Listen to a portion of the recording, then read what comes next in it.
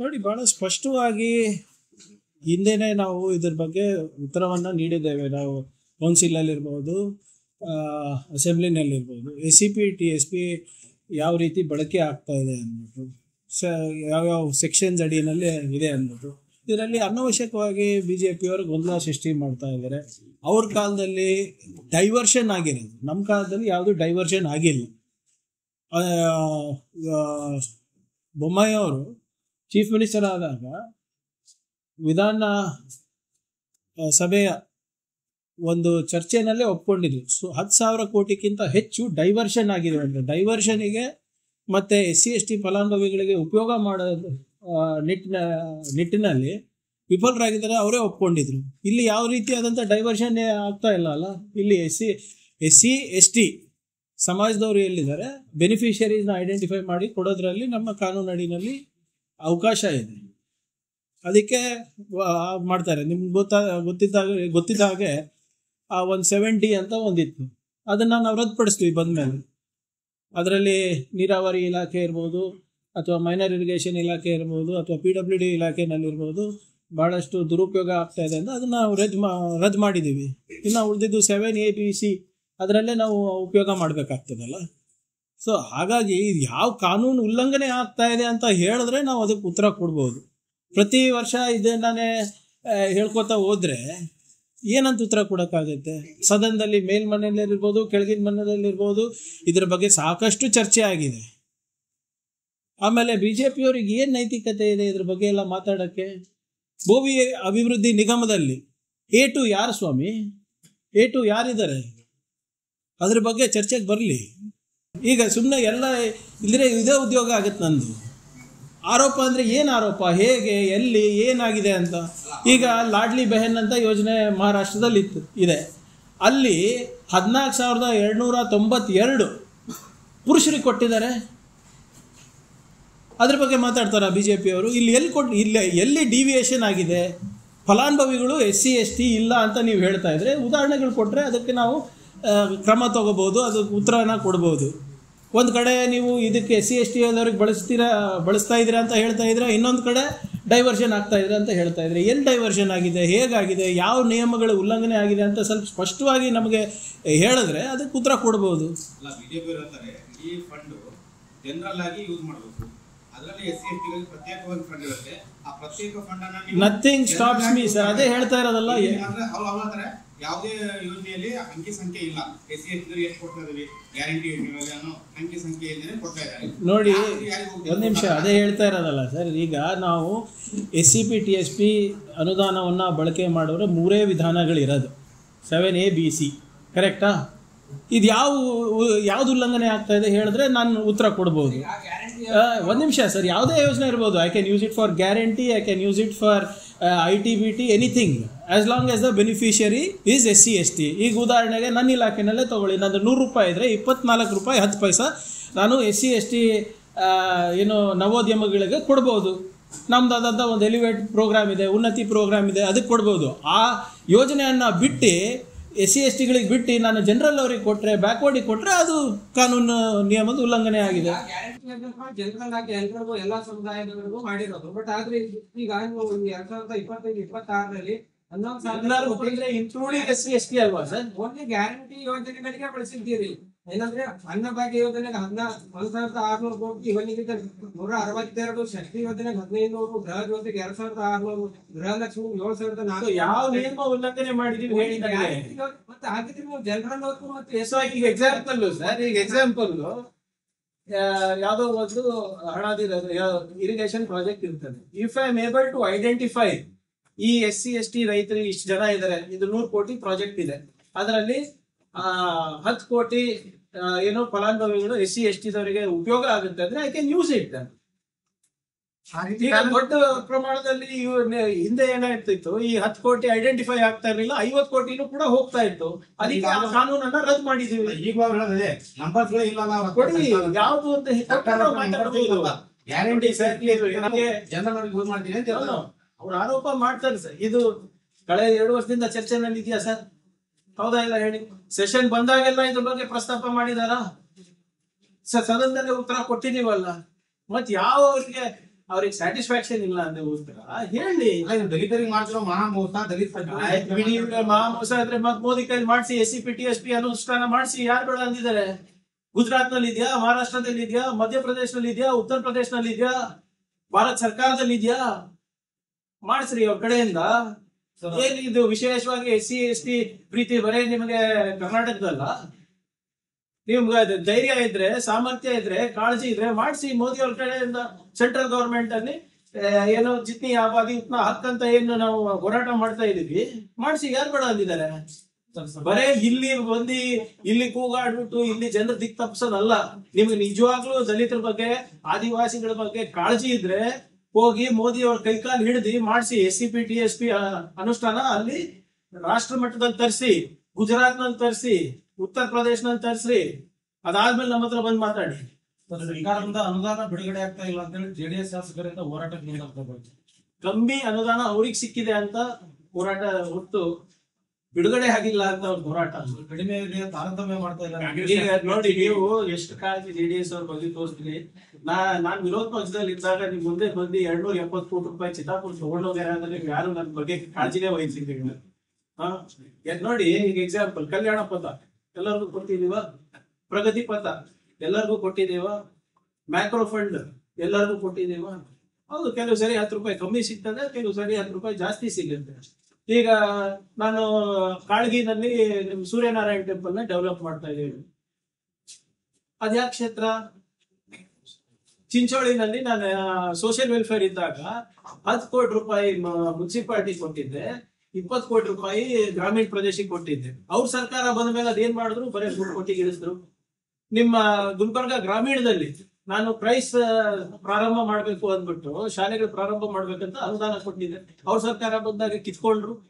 ಅವಾಗೆಲ್ಲ ಇವರೆಲ್ಲ ಕಾಂಗ್ರೆಸ್ ಇದ್ರ, ಈಗ ಕಾಂಗ್ರೆಸ್ ಇದ್ದಾರ? ನೋಡಿ, ಇವೆಲ್ಲ ಸುಮ್ನೆ ಎಲ್ಲಾ ಶಾಸಕರು, ಅದು ಕಾಂಗ್ರೆಸ್ ಇರ್ಬೋದು, BJP ಇರ್ಬೋದು, JDS ಇರ್ಬೋದು, ನಿರೀಕ್ಷೆ ಏನಿರುತ್ತೆ? ಇನ್ನ ಹೆಚ್ಚು ಅನುದಾನ ನಮ್ ಕ್ಷೇತ್ರಕ್ಕೆ ಬರ್ಬೇಕು, ಅಭಿವೃದ್ಧಿ ಆಗ್ಬೇಕು. There is nothing wrong with that. ಅದ್ರ ಹೊರತುಪಡಿಸಿ ಯಾವುದೇ ರಾಜಕೀಯ ಇದರಲ್ಲಿ ಇಲ್ಲ. ಸರಿ, ನಾಳೆ ಬೆಳಿಗ್ಗೆ ಅಷ್ಟು ನಾನು ತಲುಪಿಸ್ತೀನಿ. ಯಾವ್ದು ಪ್ರೋಗ್ರೆಸ್ ನಲ್ಲಿ ಇದೆ, ಯಾವ ಹಂತದಲ್ಲಿ ಇದೆ. ಇದು ಮೊನ್ನೆ 3 ತಿಂಗಳ ಹಿಂದೆ ಕೂಡ ನಮ್ಗೆ ಕೊಟ್ಟಿದ್ದೆ, ರೆಡಿ ಇದೆ. ಇವತ್ತು ಚರ್ಚೆಗೂ ಕೂಡ ಅದ್ರ ಬಗ್ಗೆನೇ ಇದೆ. ಸಚಿವಾಲಯ ಅದು ಈಗಾಗಲೇ ಮಾನ್ಯ ಮುಖ್ಯಮಂತ್ರಿಗಳು ಕೂಡ ಬಹಳ ಸ್ಪಷ್ಟವಾಗಿ ಮೊನ್ನೆ ಉತ್ತರ ಕೊಟ್ಟಿದ್ದಾರೆ. ಅದನ್ನು ಕೂಡ ಪ್ರಗತಿನಲ್ಲಿದೆ. ಸಾಧಕ ಬಾಧಕಗಳನ್ನ ನೋಡ್ಕೊಂಡು ನಾವು ಮಾಡ್ತಾ ಇದ್ವಿ. ಕ್ಯಾಬಿನೆಟ್ ಸಬ್ ಕಮಿಟಿನಲ್ಲಿ ಹೋದ್ ಬಾರಿ ನಾವು ಮೀಟಿಂಗ್ ಕರೆದಿದ್ವಿ 1 ತಿಂಗಳು. ಬಟ್ ಅದು ಡಾಕ್ಟರ್ ಶರಣಪ್ರಕಾಶ್ ಅವರು ಸ್ವಲ್ಪ ಬೇರೆ ತುರ್ತಾಗಿರುವಂತ ಕೆಲಸ ಇರೋದ್ರಿಂದ ಅದನ್ನ ಮುಂದೂಡಲಾಗಿದೆ. ಬಟ್ ನಾವು ನಾಳೆ ಅಷ್ಟರಲ್ಲಿ ತಮ್ಗೆ ಕಂಪ್ಲೀಟ್ ಆಗಿ ಯಾವ್ದು ಯಾವ ಹಂತದಲ್ಲಿದೆ ಅಂತ ಬರುತ್ತೆ. ಈಗ ಇದು ಆಗಿದೆ, ಮಾತು ಕೊಟ್ಟಿದ್ದಾರೆ ಮಾನ್ಯ ಮುಖ್ಯಮಂತ್ರಿಗಳು, ನಾವೆಲ್ಲರೂ ಸೇರಿ ಇಟ್ಸ್ ಅವರ್ ಡ್ಯೂಟಿ ಅಲ್ಲ. Department chairman of cabinet sub committee ನಾವು 2 ತಿಂಗಳಿಗೊಮ್ಮೆ ಮೀಟಿಂಗ್ ಮಾಡಿ ಸ್ಪಷ್ಟವಾಗಿ ಹೇಳಿದೀನಿ. ಯಾವುದೇ ಸಿಬ್ಬಂದಿಗಳನ್ನ ನಾವು ರಿಕ್ರೂಟ್ ಮಾಡಬೇಕು ಅಂದ್ರೆ we don't require finance department approval. ಕೆಲವು ಸಂದರ್ಭದಲ್ಲಿ ಕೆಲವು ಹೊಸ ಅಧಿಕಾರಿಗಳು ಯಾರು ಹೋಗ್ತಾರೆ ಫೈನಾನ್ಸ್ ಡಿಪಾರ್ಟ್ಮೆಂಟ್ ಗೆ ಅನವಶ್ಯಕವಾಗಿ ಅವರು ಬರೀತಾರೆ. ಸರ್, ಈಗ ಅದು ರುಟೀನ್ ಆಗಿ ಬರೀತಾರೆ, ಅದರಿಂದ ತೊಂದರೆ ಆಗ್ತಾ ಇದೆ ಹೊರತು ಫೈನಾನ್ಸ್ ಡಿಪಾರ್ಟ್ಮೆಂಟ್ ಇಂದ ನಮ್ಗೆ ಯಾವುದೇ ಪರ್ಮಿಷನ್ ಬೇಕಾಗಿಲ್ಲ ರಿಕ್ರೂಟ್ಮೆಂಟ್ ಇಂಗೋಸ್ಕರ. ರಾಜ್ಯದಲ್ಲಿ ಯೂರಿಯಾ ಒಪ್ಪಿದ್ರೆ 2 ತಿಂಗಳಿಂದಲೂ ಕೂಡ ತಾವು ಚರ್ಚೆಗೆ ಬಂದಾಗ ನಾನು ಹೇಳಿದೆ ಈ ಸರಿ ಯೂರಿಯಾ ಶಾರ್ಟೇಜ್ ಆಗಬಹುದು ಅಂತ.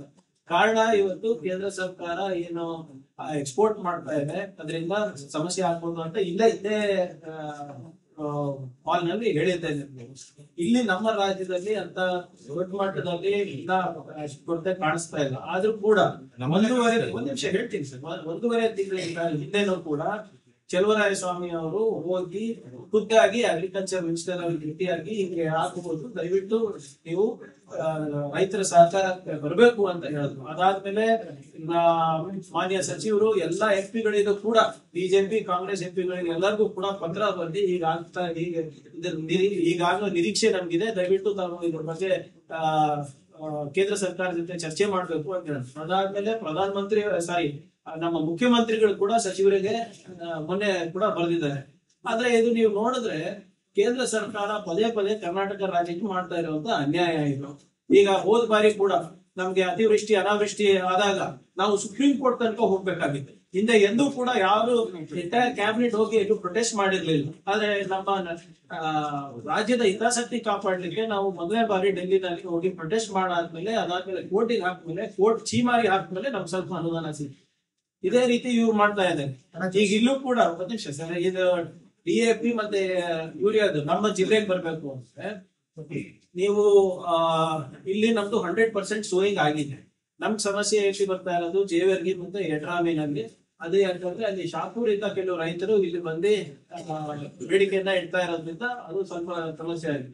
ಆಮೇಲೆ ಯಾರು ಆರ್ಟಿಫಿಷಿಯಲ್ ಸ್ಕೇರ್ಸಿಟಿಯನ್ನ ಮಾಡ್ತಾ ಇದ್ದಾರೆ, ಈಗಾಗಲೇ 7 ಲೈಸೆನ್ಸ್ಗಳು, 3 ಸೀಡ್ ಲೈಸೆನ್ಸ್ಗಳನ್ನು ಮತ್ತೆ 4 ಫರ್ಟಿಲೈಸರ್ ಡೀಲರ್ ಲೈಸೆನ್ಸ್ ಗಳನ್ನ, ಒಟ್ಟು 7 ಡೀಲರ್ಸ್ ಗಳ ಲೈಸೆನ್ಸ್ ಗಳನ್ನ ನಾವು ಆಗ್ಲೇ ನಮ್ಮ ಜಿಲ್ಲೆನಲ್ಲಿ, ಅದನ್ನು ಜೇವರ್ಗಿ ಯಡ್ರಾಮಿ ತಾಲೂಕಿನಲ್ಲಿ ನಾವು ಆಗ್ಲೇ ರದ್ದು ಮಾಡಿದ್ವಿ. ನಮ್ಮ ಬೇಡಿಕೆ ಈಗ ಸುಮಾರು 500 ಟನ್ ಇಮಿಡಿಯೇಟ್ ಆಗಿರೋದ್ರಿಂದ ಈಗಾಗಲೇ ಬಾಗಲಕೋಟೆಯಿಂದ 200 ಟನ್ ಅನ್ನ ಕೊಡ್ತಾ ಇದ್ದಾರೆ. ನಮ್ದು ಮೋಸ್ಟ್ಲಿ 95% ಸಮಸ್ಯೆ ನಮ್ಮ ಜಿಲ್ಲೆದು ಇಲ್ಲ. ಆದ್ರೆ ಇದು ಇವತ್ತು ಬಿಜೆಪಿ ಅವರು ಎಲ್ಲಾ ಕಡೆ ಪ್ರತಿಭಟನೆ ಮಾಡ್ಬೇಕು, ಅದು ಮಾಡ್ಬೇಕು ಅಂತ ಇದ್ರಲ್ಲ, ದಯವಿಟ್ಟು ಈ ಪ್ರತಿಭಟನೆಯನ್ನ ನೀವು ಡೆಲ್ಲಿನಲ್ಲಿ ಮಾಡ್ಬೇಕು. ಯಾಕೆ ಪದೇ ಪದೇ ಕರ್ನಾಟಕದ ರೈತರಿಗೆ ಅನ್ಯಾಯ ಮಾಡ್ತಾ ಇದ್ದೀರಾ? ಯಾಕೆ ಕನ್ನಡಿಗರಂದ್ರೆ ನಿಮ್ಗೆ ಅಸೂಯೆ? ಯಾಕೆ ಕನ್ನಡಿಗರ ತೆರಿಗೆ ಬೇಕು, ಕನ್ನಡಿಗರ ದುಡ್ಡು ಬೇಕು, ಕನ್ನಡಿಗರ ಶ್ರಮ ಬೇಕು, ಆದ್ರೆ ಕನ್ನಡಿಗರ ಬಗ್ಗೆ ಕಾಳಜಿ ಯಾಕಿಲ್ಲ? 100% ಸೋಯಿಂಗ್ ಆಗಿರೋದ್ರಿಂದ ಬರೇ ಏನು ಇವಾಗ ಮೇಲಿಂದ ಇದಕ್ಕೆ ಹೊಡಿಲಿಕ್ಕೆ ಮಾತ್ರ ಅದಕ್ಕೆ 500 ಟನ್ಸ್ ನಮ್ಗೆ ಬೇಕಾಗಿದೆ. ನಮ್ಗೆ ಈಗ 200 ಟನ್ಸ್ ಕಳಿಸ್ತಾ ಇದ್ದಾರೆ. ಸೊ 500 ಟನ್ಸ್ 300 ಟನ್ ಕಳಿಸ್ತೀನಿ ಅಂತ ಹೇಳ್ತಾ ಇದ್ದಾರೆ. ರಾಜ್ಯದಲ್ಲಿ ಜಾಸ್ತಿ ಆಗಿದೆ. ಈಗ ಹಿಂದೆ ಏನಾಗ್ತಾ ಇತ್ತು ಅಂದ್ರೆ ಓಪನಿಂಗ್ ಬ್ಯಾಲೆನ್ಸ್ ಅಂತ ಏನ್ ಇರ್ತಾ ಇತ್ತು, ಅದು ಕೌಂಟ್ ಮಾಡ್ತಾ ಇರ್ಲಿಲ್ಲ. ಈಗ ಉದಾಹರಣೆಗೆ ನಮ್ಮ ಬೇಡಿಕೆ 100 ಮೆಟ್ರಿಕ್ ಟನ್ ಇದೆ, 100 ಮೆಟ್ರಿಕ್ ಟನ್ ಕೊಡೋರು. ಈ ಸರಿ ಏನ್ ಮಾಡಿದ್ದಾರೆ, ನಿಮ್ಗೆ ಹಳೇದು ಒಂದು 30 ಮೆಟ್ರಿಕ್ ಟನ್ ಇದೆ, that is called opening balance. Opening balance ನಲ್ಲಿ 30 ಇದೆ, ಅದಕ್ಕೆ ನಾವು ಬರೀ 70 ಕೊಟ್ಟಿದೀವಿ ಅಂತ 70 ಕೊಟ್ಟಿದ್ದಾರೆ. ಅದರಿಂದ ಆಗ್ತಾ ಇರೋದು. ಹಿಂದೆ ಎಂದೂ ಕೂಡ ಓಪನಿಂಗ್ ಬ್ಯಾಲೆನ್ಸ್ ಅಂದ್ರೆ OB ಅಂತ ಏನ್ ಕನ್ಸಿಡರ್ ಮಾಡ್ತೀವಿ ಅದನ್ನ ಅವರು ಮಾಡ್ತಾ ಇರಲಿಲ್ಲ. ಯಾಕಂದ್ರೆ ಓಪನಿಂಗ್ ಬ್ಯಾಲೆನ್ಸ್ ಅದು ನಮ್ಮ ಹತ್ರ ಇರೋದಿಲ್ಲ, ಸರ್ಕಾರ ಹತ್ರ ಇರೋದಿಲ್ಲ. ನಾವು ಡಿಸ್ಟ್ರಿಬ್ಯೂಟ್ ಮಾಡ್ಬಿಟ್ಟಿರ್ತೀವಿ. ನಿಮ್ಗೆ ಕೊಟ್ಟಿರ್ತೀವಿ, ಬೇರೆ ಡೀಲರ್ಗೆ ಕೊಟ್ಟಿರ್ತೀವಿ, ಬೇರೆ ಬೇರೆ ಜಿಲ್ಲೆನಲ್ಲಿ ಇರ್ತೀವಿ. ಈಗ ಶಿವಮೊಗ್ಗದಲ್ಲಿ ಜಾಸ್ತಿ ಇರ್ಬೋದು, ಆದ್ರೆ ಬಿತ್ತಣಿಗೆ ಜಾಸ್ತಿ ಈಗ ಬಾಗಲಕೋಟೆನಲ್ಲಿ ಆಗಿರ್ಬೋದು. ಅದನ್ನ ನಾವು ತಗೊಂಡು ಇಲ್ಲಿ ವಾಪಸ್ ಕೊಡ್ಲಿಕ್ಕೆ ಆಗೋದಿಲ್ಲ, ಯಾಕಂದ್ರೆ it's already been distributed. So ಅದರಿಂದ ಸಮಸ್ಯೆ ಎದುರಾಗ್ತಾ ಇರೋದು. ಇವಾಗ ಯಾವತ್ತೂ ಕೂಡ ಕೇಂದ್ರ ಸರ್ಕಾರ ಹಿಂಗ್ ಕನ್ಸಿಡರ್ ಮಾಡಿ ಈ ವರ್ಷಕ್ಕೆ ಈ ಬಿತ್ತಣಿಗೆಗೆ ಎಷ್ಟು ನಮ್ಗೆ ಬೇಕಾಗಿತ್ತು ಅಷ್ಟು ನಾವು ಕೇಳಿದ ತಕ್ಷಣ ಕೊಡ್ತಾ ಇದ್ವಿ. ಈ ಸರಿ ಓಪನಿಂಗ್ ಬ್ಯಾಲೆನ್ಸ್ ಇನ್ನು 4 ತಿಂಗಳು ಅದೇ ಅದು ಫುಲ್ ನೋಡ್ರಿ. ನೀವು ಯಾವಾಗ್ಲೂ ಸ್ವಲ್ಪ ವಾಟ್ಸ್ಆಪ್ ವರ್ಷನ್ಗಳೇ ನಮ್ಗೆ ಟೆನ್ಷನ್. ಈಗ ಸಾಹೇಬ್ರು ಏನ್ ಹೇಳೋದು, ಸಂಪೂರ್ಣವಾಗಿ ಮಾತಾಡಿದಾಗ ಇಲ್ಲಪ್ಪ ಅವ್ರು 4.5 ವರ್ಷ ನಾವೆಲ್ಲರೂ ಸೇರಿ ದುಡ್ದಿದ್ವಿ. ಅದಾದ್ಮೇಲೆ ಹೈಕಮಾಂಡ್ ಅವರು ತೀರ್ಮಾನ ಮಾಡಿ 4 ತಿಂಗಳ ಇದ್ದಾಗ ಎಸ್ ಎನ್ ಕೃಷ್ಣ ಬಂದ್ರು. ಅವಾಗ ಅವನಿಗೆ ಅವಕಾಶ ಸಿಕ್ತು. ನಮ್ದ ಸ್ವಾಮೀಜಿ ಅವರೇ ನಾವು ಮಾಡಿದೆಲ್ಲ ಜೀವಿಗೆ ಹೋಯ್ತು ಅಂತ ಅಷ್ಟೇ ಹೇಳಿರೋದು. ಆದ್ಮೇಲೆ ಏನ್ ಹೇಳ್ತಾರೆ, ಏನೇ ಇರ್ಲಿ ಅದ್ರ ಬಗ್ಗೆ ದರ್ ಇಸ್ ನೋ ರಿಗ್ರೆಟ್. ಇವತ್ತು ಒಬ್ಬ ಸಾಮಾನ್ಯ ಬ್ಲಾಕ್ ಅಧ್ಯಕ್ಷನಾಗಿ, ಇವತ್ತು AICC ಅಧ್ಯಕ್ಷನಾಗಿದ್ದೀನಿ. ಪಕ್ಷ ಎಲ್ಲ ಕೊಟ್ಟಿದೆ ನನಗೆ. ಅದೆಲ್ಲ ಮಾತಾಡೋದು ನೋಡಿ. ಅದಲ್ಲ, ನೀವು ಹಿಂದಿನ 2 ನಿಮಿಷ ಮತ್ ಮುಂದಿನ 2 ನಿಮಿಷ ನೋಡ್ಬೇಕಲ್ಲ. ನೀವು ಬರೀ 2 ಸೆಕೆಂಡ್ ನೋಡಿದ್ರೆ ನಾ ಏನ್ ಮಾಡ್ಬೇಕು ನೋಡಿ. ಈಗ ತಮ್ಮೆಲ್ಲರ ಆಶೀರ್ವಾದದಿಂದ, ಕಲಬುರಗಿ ಜನರ ಆಶೀರ್ವಾದದಿಂದ, ಕರ್ನಾಟಕ ಜನರ ಆಶೀರ್ವಾದದಿಂದ ಇವತ್ತು ಯಾವ ಸ್ಥಾನ ಸುಭಾಷ್ ಚಂದ್ರ ಬೋಸ್ ಅವರಿದ್ರು, ಗಾಂಧೀಜಿ ಅವರಿದ್ರು ಅಂತ ಒಂದು ಸ್ಥಾನದಲ್ಲಿ ಇದ್ದಾರೆ. ಅದಕ್ಕೆ ಅವರಿಗೆ ನಿಮ್ಮೆಲ್ಲರ ಆಶೀರ್ವಾದದಿಂದ ಇವತ್ತು 371J ಅಂತದಿರ್ಬೋದು, ESIC ಅಂತ ಇರ್ಬೋದು, ಬಹಳ ಶಕ್ತಿ ಕೊಟ್ಟಿದ್ದಾರೆ ನಾವೆಲ್ಲರೂ. ಈಗ ಏನೇ ಇದ್ರು ಕೂಡ ಅವರ ಮುಂದಿನ ರಾಜಕೀಯ ಭವಿಷ್ಯ ಏನ್ ತೀರ್ಮಾನ ಮಾಡ್ಬೇಕು ಅವರೇ ಮಾಡ್ತಾರೆ. Is earned that respect, is earned that reputation. High command ಜೊತೆ ಚೆನ್ನಾಗಿದ್ದಾರೆ. ಅವ್ರು ಏನೇ ನಿರ್ಧಾರ ತಗೊಂಡ್ರು ಕೂಡ ರಾಹುಲ್ ಗಾಂಧಿ ಇರ್ಬೋದು, ಸೋನಿಯಾ ಗಾಂಧಿ ಅವ್ರು ಇರ್ಬೋದು, ಪ್ರಿಯಾಂಕಾ ಗಾಂಧಿ ಅವ್ರು ಇರ್ಬೋದು, ಅವ್ರು ಆಟೋಮ್ಯಾಟಿಕ್ ಹೋಗ್ತಾರೆ. ಸ್ಪಷ್ಟವಾಗಿ ಸಂದೇಶ ಕೊಟ್ಟಿದ್ದಾರೆ, ಯಾವುದೇ ನಮ್ಗೆ ರಿಗ್ರೆಟ್ ಇಲ್ಲ, ಯಾವ್ದು ಇದು ಇಲ್ಲ. ನಮ್ಗೆ 2028 ಇದೆ, ಇಂಪಾರ್ಟೆಂಟ್ ಇದೆ. 29 ಲೋಕಸಭಾ ಇಂಪಾರ್ಟೆಂಟ್ ಇದೆ. ನಿಮ್ಗೆ ನೆನಪಿದ್ರೆ ಅಫ್ಜಲ್ಪುರ್ ನಲ್ಲಿ ಹಿಂದಿನ ಇದ್ರಲ್ಲಿ ಚುನಾವಣೆಯಲ್ಲಿ ಬಹಳ ಸ್ಪಷ್ಟವಾಗಿ ಹೇಳಿದ್ದಾರೆ, ಹುದ್ದೆ ಇರ್ಲಿ ಬಿಡ್ಲಿ ಸಂವಿಧಾನವನ್ನ ಉಳಿಸ್ಲಿಕ್ಕೆ ನಾನು ಕೊನೆ ಉಸಿರು ತನಕ ನಾನು ಹೋರಾಟ ಮಾಡೇ ಮಾಡ್ತೀನಿ. ಸಿದ್ದರಾಮಯ್ಯ ಮಾಲೀಕ ಗುತ್ತೇದಾರ ಅಂತ ಅವರೇ ಹೇಳಿರೋದು ನೆನಪಿದೆ. ಅಫ್ಜಲ್ಪುರದವ್ರೆ ಒಂದು ನಿಟ್ಟಿನಲ್ಲಿ ಸದಾ ಸಮಾಜದಲ್ಲಿ ಯಾವುದೇ ರೀತಿಯಲ್ಲಿ ಯಾವುದೇ ರೂಪದಲ್ಲಿ ಕೂಡ ಕೆಲಸ ಮಾಡಿ ಇನ್ನೊಂದು ಮುಂದೊಂದು ಮಾತಾಡೋರಲ್ಲ, ನಿಮ್ಗೂ ಗೊತ್ತಿದೆ. ಈಗ ಅವ್ರು ನಡೆದು ಬಂದಂತ ಹಾದಿ ಹೇಳ್ತಾ ಇದ್ದಾರೆ. ಈಗ ಅವಾಗ ಎಲ್ಲಿ ಯಶಸ್ ಕಂಡಿದ್ದಾರೆ ಅದನ್ನು ಹೇಳ್ಬೇಕಾಗ್ತದೆ, ಎಲ್ಲಿ ವಿಫಲರ ಅದನ್ನು ಹೇಳ್ಬೇಕಾಗ್ತದಲ್ವಾ ಸರ್. ದತ್ತಾತ್ರೇಯ ಹೊಸಬಾಳೆ ಮಾಡ್ತಾರ, ನಮ್ ಉಸ್ತುವಾರಿ ಅವ್ರಿದ್ದಾರೆ.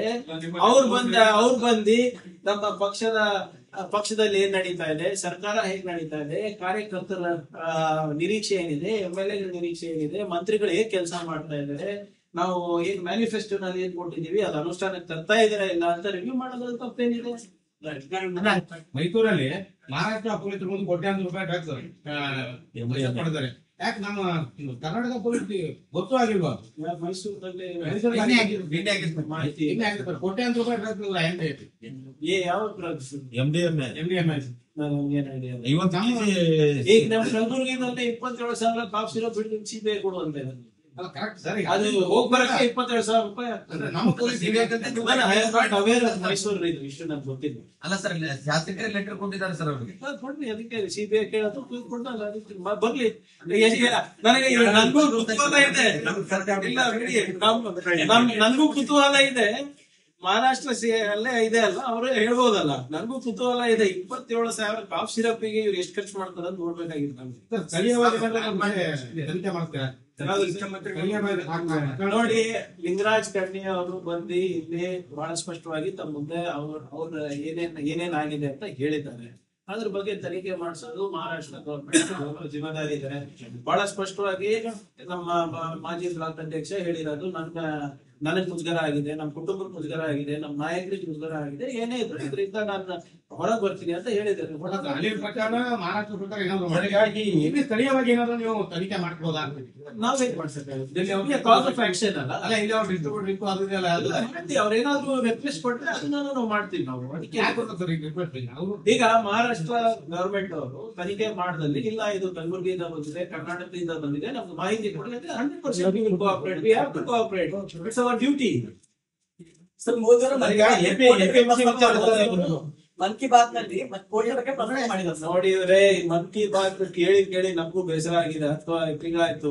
ಯಾವ್ದಾದ್ರು ಮಾತಾಡ್ಬೇಕಾದ್ರೆ ನಿಮ್ ಶ್ರಮ ಇರ್ಬೇಕು, ನಿಮ್ ಅನುದಾನ ಇರ್ಬೇಕು, ನಿಮ್ದು ಏನಾದ್ರು ಕೊಡುಗೆ ಇದ್ರೆ ದತ್ತಾತ್ರೇಯ ಹೊಸಬಾಳೆ ಮಾಡ್ತಾರ. ನಮ್ ಉಸ್ತುವಾರಿ ಅವ್ರಿದ್ದಾರೆ. ಅವ್ರು ಬಂದು ನಮ್ಮ ಪಕ್ಷದಲ್ಲಿ ಏನ್ ನಡೀತಾ ಇದೆ, ಸರ್ಕಾರ ಹೇಗ್ ನಡೀತಾ ಇದೆ, ಕಾರ್ಯಕರ್ತರ ನಿರೀಕ್ಷೆ ಏನಿದೆ, MLA ನಿರೀಕ್ಷೆ ಏನಿದೆ, ಮಂತ್ರಿಗಳು ಹೇಗ್ ಕೆಲಸ ಮಾಡ್ತಾ ಇದ್ದಾರೆ, ನಾವು ಏನ್ ಮ್ಯಾನಿಫೆಸ್ಟೋನಲ್ಲಿ ಏನ್ ಕೊಟ್ಟಿದೀವಿ ಅದು ಅನುಷ್ಠಾನಕ್ಕೆ ತರ್ತಾ ಇದಾರ ಇಲ್ಲ ಅಂತ ರಿವ್ಯೂ ಮಾಡೋದ್ರಲ್ಲಿ ತಪ್ಪೇನಿದೆ. ಮೈಸೂರಲ್ಲಿ ಮಹಾರಾಷ್ಟ್ರ ಪೊಲೀಸರು ಕೋಟ್ಯಾಂತರ ರೂಪಾಯಿ ಡ್ರಗ್ಸ್ ಕೊಡ್ತಾರೆ. ಯಾಕೆ ನಮ್ಮ ಕರ್ನಾಟಕ ಪೊಲೀಸ್ ಗೊತ್ತೂ ಆಗಿಲ್ವಾ? ಮೈಸೂರಲ್ಲಿ ಕೋಟ್ಯಾಂತರ ರೂಪಾಯಿ ಡ್ರಗ್ಸ್ ಯಾವ ಡ್ರಗ್ಸ್? MDMA ಈಗ ನಮ್ಮ ಕಲಬುರಗಿನಲ್ಲಿ 27,000 ಕಾಫ್ ಸಿರಪ್ ಬಿಟ್ಟು CBI ಕೊಡುವಂತ ಅದು ಹೋಗ್ ಬರಕ್ಕೆ 27,000 ರೂಪಾಯಿ. ಮೈಸೂರು ಇದು ಇಷ್ಟು ನನ್ಗೆ ಗೊತ್ತಿಲ್ಲ. ಅಲ್ಲ ಸರ್, ಶಾಸಕರೇ ಲೆಟರ್ ಕೊಟ್ಟಿದ್ದಾರೆ ಸರ್ ಅವ್ರಿಗೆ. ಕೊಡ್ಲಿ, ಅದಕ್ಕೆ CBI ಕೇಳೋದು ಕೊಡಲ್ಲ, ಬರ್ಲಿ. ನನಗೆ ನನ್ಗೂ ಕುತೂಹಲ ಇದೆ. ನನ್ಗೂ ಕುತೂಹಲ ಇದೆ. ಮಹಾರಾಷ್ಟ್ರ ಅಲ್ಲೇ ಇದೆ ಅಲ್ಲ, ಅವ್ರು ಹೇಳ್ಬೋದಲ್ಲ. ನನ್ಗೂ ಕುತೂಹಲ ಇದೆ. 27,000 ಕಾಫ್ ಸಿರಪ್ಪಿಗೆ ಇವ್ರು ಎಷ್ಟು ಖರ್ಚು ಮಾಡ್ತಾರ ಅಂತ ನೋಡ್ಬೇಕಾಗಿತ್ತು ನಮ್ಗೆ. ಸ್ಥಳೀಯವಾಗಿ ತನಿಖೆ ಮಾಡ್ತೀರಾ? ನೋಡಿ, ಲಿಂಗರಾಜ್ ಕರ್ಣಿ ಅವರು ಬಂದು ಇಲ್ಲಿ ಬಹಳ ಸ್ಪಷ್ಟವಾಗಿ ತಮ್ಮ ಮುಂದೆ ಅವ್ರ ಏನೇನ್ ಆಗಿದೆ ಅಂತ ಹೇಳಿದ್ದಾರೆ. ಅದ್ರ ಬಗ್ಗೆ ತನಿಖೆ ಮಾಡಿಸೋದು ಮಹಾರಾಷ್ಟ್ರ ಗವರ್ಮೆಂಟ್ ಜಿಮ್ಮೆದಾರಿ ಇದೆ. ಬಹಳ ಸ್ಪಷ್ಟವಾಗಿ ನಮ್ಮ ಮಾಜಿ ಬ್ಲಾಕ್ ಅಧ್ಯಕ್ಷ ಹೇಳಿರೋದು, ನನಗ್ ಮುಜುಗರ ಆಗಿದೆ, ನಮ್ಮ ಕುಟುಂಬಕ್ಕೆ ಮುಜುಗರ ಆಗಿದೆ, ನಮ್ಮ ನಾಯಕರಿಗೆ ಮುಜುಗರ ಆಗಿದೆ, ಏನೇ ಇದ್ರು ಇದರಿಂದ ನಾನು ಹೊರಗೆ ಬರ್ತೀನಿ ಅಂತ ಹೇಳಿದ್ದಾರೆ. ಅಲ್ಲಿ ಪ್ರಕಾರ ಮಹಾರಾಷ್ಟ್ರ ಪ್ರಕಾರ ಏನಾದ್ರು ಹಾಗಾಗಿ ಇಲ್ಲಿ ಸ್ಥಳೀಯವಾಗಿ ಏನಾದ್ರು ನೀವು ತನಿಖೆ ಮಾಡ್ಬೋದಾ? ನಾವೇನ್ ಮಾಡ್ಸಕ್ಕಾಗುತ್ತೆ? ಅಲ್ಲ, ಇಲ್ಲಿ ಅವ್ರು ಅವ್ರೇನಾದ್ರು ರಿಕ್ವೆಸ್ಟ್ ಕೊಟ್ರೆ ಅದನ್ನ ನಾವು ಮಾಡ್ತೀವಿ. ನಾವು ಅದಕ್ಕೆ ಈಗ ಮಹಾರಾಷ್ಟ್ರ ಗವರ್ಮೆಂಟ್ ಅವರು ತನಿಖೆ ಮಾಡದಲ್ಲಿ ಇಲ್ಲ ಇದು ಕಲಬುರಗಿಯಿಂದ ಬಂದಿದೆ, ಕರ್ನಾಟಕದಿಂದ ಬಂದಿದೆ, ನಮ್ಗೆ ಮಾಹಿತಿ ಕೊಡಿ ಅಂದ್ರೆ 100% cooperate. We have to cooperate. It's our duty. Sir, Modi ಅವರು ಮನ್ ಕಿ ಬಾತ್ ನಲ್ಲಿ ಕೋಟಿ ಬಗ್ಗೆ ಪ್ರಕಟಣೆ ಮಾಡಿದ್ರು ಸರ್. ನೋಡಿದ್ರೆ ಮನ್ ಕಿ ಬಾತ್ ಕೇಳಿ ಕೇಳಿ ನಮಗೂ ಬೇಸರ ಆಗಿದೆ ಅಥವಾ ಹಿಂಗಾಯ್ತು. ಯಾವ್ದಾದ್ರು ಮಾತಾಡ್ಬೇಕಾದ್ರೆ ನಿಮ್ ಶ್ರಮ ಇರ್ಬೇಕು, ನಿಮ್ ಅನುದಾನ ಇರ್ಬೇಕು, ನಿಮ್ದು ಏನಾದ್ರು ಕೊಡುಗೆ ಇದ್ರೆ ನಮಗೂ ಕೇಳಕ್ ಇಂಟ್ರೆಸ್ಟ್ ಇರ್ತದಪ್ಪ. ಕಲಬುರ್ಗಿ ರೊಟ್ಟಿ ಬಗ್ಗೆ 2 ವಾರದಿಂದ ಮಾತಾಡಿದ್ರು, ಏನ್ ಕೊಡುಗೆ ಇತ್ತು ಅವ್ರದ್ದು? ಶೂನ್ಯ. ಕಲಬುರ್ಗಿ ಕೋಟೆ ಬಗ್ಗೆ ಮಾತಾಡ್ತಾ ಇದ್ರೆ ಏನ್ ಕೊಡುಗೆ ಇದೆ? ಶೂನ್ಯ. ASI ಬರುತ್ತಲ್ಲ, ಕೊಡ್ಲಿ ಅನುದಾನ. ಇನ್ನ 1-2 ವಾರ ಆದ್ಮೇಲೆ ಸನ್ನತಿ ಬಗ್ಗೆ ಮಾತಾಡ್ತಾರೆ, ಏನ್ ಕೊಡುಗೆ ಕೊಟ್ಟಿದ್ದಾರೆ? ಸುಮ್ನೆ ಬೇರೆಯವ್ರು ಮಾಡಿದ ಶ್ರಮಕ್ಕೆ ಇವ್ರು ಕ್ರೆಡಿಟ್ ತಗೊಳೋದ್ರಲ್ಲಿ ನಂಬರ್ 1 ಆಗ್ತಾ ಇದ್ದಾರೆ. ಏನ್ ಕೊಟ್ಟಿದ್ದಾರೆ ಹೇಳಿ?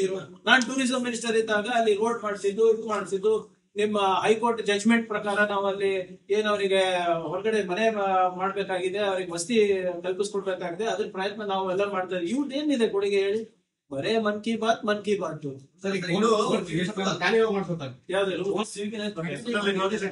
ಸೆಂಟ್ರಲ್ ಯೂನಿವರ್ಸಿಟಿಗಳೆಲ್ಲಾನು RSS ಶಾಖೆಗಳಾಗಿವೆ, ಇವಾಗಿಂದಲ್ಲ, ಮುಂಚೆಯಿಂದಾನು. ಸಣ್ಣ ಉದಾಹರಣೆ ಕೊಡ್ತೀನಿ ಅವ್ರು ಏನೇನ್ ಮಾಡ್ತಾ ಇದಾರೆ ಅಂದ್ರೆ, RDPR ಇಂದ ನಾವು ಒಂದು ವಿಚಾರ ಸಂಕಿರಣ ಮಾಡೋಣ ಪಂಚಾಯತ್ ರಾಜ್ ವ್ಯವಸ್ಥೆ ಬಗ್ಗೆ. ಈ ಭಾಗದಲ್ಲಿ ಆಗಲ್ಲ, ಎಲ್ಲಾನು ಕೂಡ ಟ್ರೈನಿಂಗ್ ಬರೀ ಮೈಸೂರಿನಲ್ಲಿ ಆಗ್ತದೆ. ಈಗ ಇತ್ತೀಚೆಗೆ ಧಾರವಾಡದಲ್ಲಿ ಪ್ರಾರಂಭ ಆಗಿದೆ. ಕಲಬುರ್ಗಿ ನಾನು ಮಾಡ್ಬೇಕಂದ್ರೆ ರಿಜೆಕ್ಟ್ ಮಾಡ್ತಾರೆ. ಏನಕ್ಕೆ? ನಾವು ಸರ್ಕಾರದ ಒಂದು ಸಂಸ್ಥೆ ಅಲ್ವಾ? ಸರ್ಕಾರದವರೇ ಮಾಡ್ತೀನಿ ಅಂದ್ರೂ ಕೂಡ ಅವ್ರು ರಿಜೆಕ್ಟ್ ಮಾಡ್ತಾ ಇದ್ದಾರೆ. ಇದು CUK ತುಕ್ ಹಿಡಿದು ಹೋಗ್ಬಿಟ್ಟಿದೆ. ಇದು ಎಲ್ಲ ಅಲ್ಲಿ ಈ RSS ಶಾಖೆಗಳು ನಡೆಸ್ತಾ ಇದ್ದಾರೆ. ಬರೀ ಕಲಬುರ್ಗಿ CUK ಅಂತಲ್ಲ, ಈಗ ಎಲ್ಲ ಇದು CUK ನ ಖರ್ಗೆ ಸಾಹೇಬರು ಕಟ್ಸಿದ್ದು ನಮ್ಮ ಭಾಗದ ಜನರಿಗೆ ಹೆಲ್ಪ್ ಆಗ್ಲಿ, ಇಲ್ಲಿ ಬೇರೆ ಬೇರೆ ದೇಶದ ಬೇರೆ ಬೇರೆ ಭಾಗದಿಂದ ಬಂದು ಇಲ್ಲಿ ಕಲ್ತ್ರೆ ನಮಗೂ ಒಂದ್ ಸ್ವಲ್ಪ ಗೌರವ ಬರ್ತದೆ, ಗಳಿಕೆ ಆಗುತ್ತೆ ಅಂತ ನಾವು ಮಾಡಿದ್ರೆ ಇದು RSS ಶಾಖೆ ನಾವೇ ಹುಟ್ಕೊಟ್ಟಂಗಾಗಿದೆ. ಇದು ಕ್ಯಾಬಿನೆಟ್ ಸಮಿತಿ ನಾನು ಕೂಡ ಮಾತಾಡಿದ್ದೀನಿ. ನಮ್ಗೆ ನಾವು ಕ್ಯಾಬಿನೆಟ್ ಸಬ್ಕಮಿಟಿನಾಗ ವರದಿ ತಗೊಂಡಿದ್ದೀವಿ. ಅವ್ರು ಕೂಡ ಇದೆ ಗುರುವಾರ ಮೋಸ್ಟ್ಲಿ ಬಂದ್ ಭೇಟಿ ಆಗ್ತೀನಿ ಅಂತ ಬಂದಾಗ ಅದನ್ನೆಲ್ಲ ತೆಗೆಯಾಗಿದ್ದೀರಿ. ಬಟ್ ಎಂತ 370 ಅವರ್ ಬಂದಾಗ ಕೈ ಸೆಟ್ ಅದು ಬರೇ ಮೇಲ್ ನೋಡ್ಬೇಕು. ಮೊನ್ನೆ ಯಾರೋ ಕೊಟ್ಟಾಗ ಮಾತ್ರ ನನ್ಗೆ ಮಾಹಿತಿ ಇದೆ. ಅವ್ರಿಗೆ ಕಳ್ಸಿ ನಾವು ಗುರುವಾರ ಮಾತಾಡ್ಸ್ಬೇಕು. ಎಲೆಕ್ಷನ್ ಪಿಟಿಷನ್ ಮೊನ್ನೆ ರದ್ದಾಗಿದೆ ಅದು. ನಿಮ್ಗೆ ನಿಮ್ಮ ಯಾರು ಮೊನ್ನೆ ನಿಮ್ ಪ್ರತಾಪ್ ಸಿಂಹ ಅವರು ಇವನಿಗೆ IT ಮಿನಿಸ್ಟರ್ ಅಂತ ಇದ್ದಾರೆ, ಇವ್ರಿಗೆ ಗೊತ್ತಾ ಎಲ್ಲ? ಸೊ ಹಿಂಗೆ ನೀವು ರೈಟ್ ಫ್ರಮ್ ಮೋದಿ ಅವರಿಂದ ಹಿಡ್ಕೊಂಡು ಈಗ ಅಮಿತ್ ಶಾ ಅವ್ರು ಬಂದು ಬೀದರ್ನಲ್ಲಿ ನನ್ನ ಬಗ್ಗೆ ಮಾತಾಡಿಲ್ವಾ? ಹಂಗೆ BJP ನಲ್ಲಿ ನನ್ನ ಬಗ್ಗೆ ಪ್ರಸ್ತಾಪ ಮಾಡಿಲ್ಲ ಅಂದ್ರೆ ಅವರಿಗೆ RSS ನಲ್ಲಿ ಬೆಲೆ ಇಲ್ಲ, ಅವರಿಗೆ ಮುಂಬಡ್ತಿ ಸಿಗೋದಿಲ್ಲ. ಅವರಿಗೆ ರಾಜಕೀಯವಾಗಿ ಪ್ರಮೋಷನ್ ಸಿಗ್ಬೇಕು ಅಂದ್ರೆ ಸಿದ್ದರಾಮಯ್ಯ ಅವ್ರಿಗೆ ಬರ್ಬೇಕು, DK ಶಿವಕುಮಾರ್ ಅವ್ರಿಗೆ ಬೈಬೇಕು, ಖರ್ಗೆ ಸಾಹೇಬ್ರಿಗೆ ಬೈಬೇಕು, ಪ್ರಿಯಾಂಕ್ ಖರ್ಗೆ ಬೈಬೇಕು. ಅನ್ಬಿಟ್ರೆ ಒಂದ್ಸರಿ ಕರ್ಸ್ರಿ ಇವ್ರೆಲ್ಲರೂ ಒಂದ್ಸರಿ ಒಂದ್ ವೇದಿಕೆ ಮೇಲೆ. ನಾನು ಒಬ್ಬನೇ ಸಾಕು ಇವ್ರಿಗೆ ಒಂದ್ ವೇದಿಕೆ ಮೇಲೆ ಕರ್ಸ್ರಿ. ಇವ್ರು ಏನೇನ್ ಹೇಳಿದಾರೆ ಆ ಸಾಮಾಜಿಕ ಜಾಲತಾಣದಲ್ಲಿ ಎಲ್ಲಾ ತೆಗಿರಿ. ಇವರೇ ಅಲ್ವಾ ಬಹಳ ದೊಡ್ಡ ದೊಡ್ಡ ವ್ಯಕ್ತಿಗಳು ಯಾವ್ದು ಡಿಮಾನಿಟೈಸೇಷನ್ ಆದಾಗ ಚಿಪ್ ಇದೆ ಅಂತ ಹೇಳಿದ್ರು.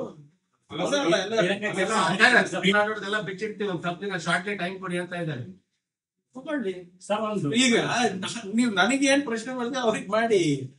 ನಾವು ನೋಡಿ ಇವ್ರೆ BJP ಇರ್ಬೋದು, ಅವ್ರ ಇತಿಹಾಸ ಇರ್ಬೋದು, RSS ಇರ್ಬೋದು, ಅವ್ರ ಇತಿಹಾಸ ಇರ್ಬೋದು, ನಾಯಕರ ಬಗ್ಗೆ ನಾವು ಮಾತಾಡಿದಾಗೆಲ್ಲಾನು ನಿಮ್ ಮುಂದೆ ದಾಖಲೆ ಇಟ್ಟೆ ಮಾತಾಡಿದೀವಿ. ಅದ್ರಿಗೆ ಉತ್ತರ ಕೊಡ್ಲಿ ಸಾಕಲ್ಲ. ಹೂಸ್ ಪ್ರಿಯಾಂಕಾಗೆ ಫರ್ಗೆಟ್ ಪ್ರಿಯಾಂಕಾಗೆ ನಿಮ್ ನಾಯಕರನ್ನ ನೀವು ಡಿಫೆಂಡ್ ಮಾಡ್ಕೊಳ್ರಿ. ಈಗ ಬಿಚ್ಚಿಡ್ತೀರಿ ಈಗ ಯಾವಾಗ ಬಿಚ್ಚಿಡ್ತಾರಂತೆ? ಏನೇನ್ ಬಿಚ್ಚಿಡ್ತಾರಂತೆ? ನಾನು ಅವತ್ತೇ ಹೇಳಿದ್ದೇನಲ್ಲ, ಸುಲಭ ಅಲ್ಲ. ಲಲಿತ್ ಮಹಲ್ ಹೋಟೆಲ್ ಅಲ್ಲಿ ರೂಮ್ ನಲ್ಲಿ ಮಾತಾಡೋದಕ್ಕೂ ಪ್ರೆಸ್ ಮುಂದೆ ಮಾತಾಡೋದಕ್ಕೂ ಅದು ಅಜಗಜಾಂತರ ವ್ಯತ್ಯಾಸ ಇದೆ. ಇಂದಿರಾ ಗಾಂಧಿ ಅವ್ರು ಮಾಡಿದಂತ ಕೆಲಸಗಳು ಅರ್ಥ ಮಾಡಿ ತೋರಿಸ್ಲಿ. ಇದು ಜವಾಹರ್ಲಾಲ್ ನೆಹರು ರೆಕಾರ್ಡ್ ಬ್ರೇಕ್ ಮಾಡ್ಲಿ, ಬೇರೆ ಎಲ್ಲಾ ರೆಕಾರ್ಡ್ ಬ್ರೇಕ್ ಮಾಡ್ಲಿ, ಸಾಧನೆನಲ್ಲಿ ರೆಕಾರ್ಡ್ ಬ್ರೇಕ್ ಮಾಡ್ಬೇಕಲ್ಲ ಇವ್ರೆ. ಮಾಡಿ ಯಾವ್ದಾದ್ರು ಒಂದ್ ಕ್ರಾಂತಿಕಾರಿ ಕೆಲಸ ಹೇಳ್ಬಿಡ್ಲಿ ಇವ್ರು ಮಾಡಿರೋದು. ಈಗ ಇವ್ರು ಇಂದಿರಾ ಗಾಂಧಿ ಅವರು ಬ್ಯಾಂಕ್ ನ್ಯಾಷನಲೈಸ್ ಮಾಡಿದ್ರಿಂದನೇ ಇವತ್ತು ಇಷ್ಟೆಲ್ಲ ಆರ್ಥಿಕ ಸುಧಾರಣೆ ಆಗಿಲ್ಲ. ಉಳುವನೆ ಭೂಮಿ ಅವ್ರಿಗೆ ಕೊಡ್ಬೇಕು ಅಂದ್ಬಿಟ್ಟು ಮಾಡಿದಂತ ಲ್ಯಾಂಡ್ ಗ್ರಾಂಟ್ಸ್ ಇವತ್ತು ಇಂದಿರಾ ಗಾಂಧಿ ಅವರು ಪಾಕಿಸ್ತಾನ ವಿಭಜನೆ ಮಾಡಿದ್ರು. ಇವ್ರೇನ್ ಮಾಡಿದ್ರು ಇನ್ನೂ ಗೊತ್ತಿಲ್ಲ ನಮಗೆ ಸೀಸ್ ಫೈರ್ ಯಾರು ಮಾಡಿದ್ದಾರೆ ಅಂತ. ಟ್ರಂಪ್ ಅವರು 27 ಬಾರಿ ಹೇಳಿರೋದಾಗ್ಲೇ 27 ಬಾರಿ ನಾನ್ ಮಾಡ್ಸಿದ್ದೀನಿ ಅಂತ. ನಮ್ಮ ಮೋದಿ ಸಾಹೇಬ್ರು ಸುಮ್ಮನೆ ಕೂತಿದ್ರು. ಇಂದಿರಾ ಗಾಂಧಿ ಅವರು ಪಾಕಿಸ್ತಾನಕ್ಕೆ 2 ವಿಭಜನೆ ಮಾಡಿದ್ರು. ಇವ್ರೇನ್ ಮಾಡಿದ್ದಾರೆ? ಬರೇ ಸೋಷಿಯಲ್ ಮೀಡಿಯಾ. ಮೊನ್ನೆ ರಾಹುಲ್ ಗಾಂಧಿ ಅವರು ಬಹಳ ಸ್ಪಷ್ಟವಾಗಿ ಹೇಳಿದ್ದಾರೆ, ಮೋದಿ ಅವರ ಇಮೇಜ್ ತಮ್ಮೆಲ್ಲರಿಂದಾನೇ ಆಗಿರೋದೇ ಹೊರತು ಅವರಿಗೆ ಯಾವುದೇ ಸಬ್ಸ್ಟೆನ್ಸ್ ಇಲ್ಲ, ಬರೇ ಗಾಳಿ. ಮೀಡಿಯಾದವರು ಕೆಲವು ಮೋದಿ ಮೀಡಿಯಾಗಳಿದ್ರೆ ಹೊಡಿತಾರೆ. ಅದರಿಂದಾನೇ ಇರೋದು. ಇಂದಿರಾ ಗಾಂಧಿ ಅವರು 44 ಪ್ರೆಸ್ ಕಾನ್ಫರೆನ್ಸ್ ಮಾಡಿದ್ದಾರೆ. ನೀವೆಷ್ಟು ಮಾಡಿದೀರಾ? ಶೂನ್ಯ. ಫಸ್ಟ್ ಅವೆಲ್ಲ ಸಾಧನೆಗಳು ಮಾಡಕ್ ಹೇಳಿ, ಅದಾದ್ಮೇಲೆ ಇಂದಿರಾ ಗಾಂಧಿ ಅವ್ರ ಜೊತೆ ಕಂಪೇರ್ ಮಾಡ್ಲಿಕ್ಕೆ ಹೇಳಿ. ಎಲೆಕ್ಷನ್ ಕಮಿಷನ್ ಅನ್ನ ಕೈಗೊಂಬೆ ಮಾಡ್ಬಿಟ್ಟು ನೀವ್ ಇವತ್ತು ಎಲೆಕ್ಷನ್ ಚುನಾವಣೆ ಗೆಲ್ತಾ ಇದ್ದೀರಾ, ಅದ್ರ ಬಗ್ಗೆ ಚರ್ಚೆಗೆ ಬರ್ತಾರ? ಕರ್ನಾಟಕದಲ್ಲೂ ಆಗಿದೆ, ಕೊಡ್ತೀವಿ ಮಾಹಿತಿ ತಮಗೆ, ಕೊಡ್ತೀವಿ. ಕುಲಕರ್ಣಿ ಸರ್, ನಾನು ಏನ್ ಹೇಳ್ತಾ ಇದ್ದೀನಿ, ಯಾವತ್ತಾದ್ರೂ ತಮ್ಮ ಮುಂದೆ ಬಂದಾಗ ವಿತೌಟ್ ಡಾಕ್ಯುಮೆಂಟ್ಸ್ ಬಂದಿದ್ದೀನ? ಇವಾಗ ಎಲೆಕ್ಷನ್ ಕಮಿಷನ್ ಇಲ್ಲಿ ನಡೆದಿದೆ ಅಂತ, ಕರ್ನಾಟಕದಲ್ಲಿ ಆಗಿದೆ ಅಂತ ಮೊನ್ನೆ ಮಾಹಿತಿ ರಾಹುಲ್ ಗಾಂಧಿ ಅವ್ರು ಕೊಟ್ಟಿದ್ದಾರೆ. ಅವ್ರೇನ್ ಹೇಳಿದ್ದಾರೆ? ಸರ್ ಟೈಮ್ ಕೊಡಿ, ಇದು ಪಾರ್ಲಿಮೆಂಟ್ ನಲ್ಲಿ ಬಹಳ ಪ್ರಮುಖವಾದಂತ ಚರ್ಚೆ ನಡೆದಿದೆ, ಅದಾದ್ಮೇಲೆ ಇದಕ್ಕೆ ಬರ್ತೀನಿ ಅಂತ ಹೇಳಿದ್ದಾರೆ. ಅವ್ರದಾದ್ಮೇಲೆ ಇಲ್ಲಿ ನಾವು ಇದ್ದೇ ಇರ್ತೀವಲ್ಲ, ಇಲ್ಲೋಡ್ ಹೋಗ್ತೀವಿ. ನಾನು ಆ ದಾಖಲೆಗಳನ್ನ ನೋಡಿದ್ದೇನೆ, ಆಯ್ತಾ? Whatever it is, election ಪೆಟಿಷನ್ಗೆ ನಿಮ್ಗೆ 60-80 ದಿನ ಇರ್ತದೆ. ಅದ್ರ ಒಳಗಡೆ ನೀವು ಎಲೆಕ್ಷನ್ ಪೆಟಿಷನ್ ಹಾಕ್ಬೋದು, provided you have the information. ನಮ್ಮ ಹತ್ರ ಮಾಹಿತಿ ಅವಾಗ ಇರ್ಲಿಲ್ಲ, ಸಂಗ್ರಹಣೆ ಮಾಡ್ಲಿಕ್ಕೆ ನಮ್ಗೆ 6-8 ತಿಂಗಳು ಆಗಿದೆ. ಅದನ್ನ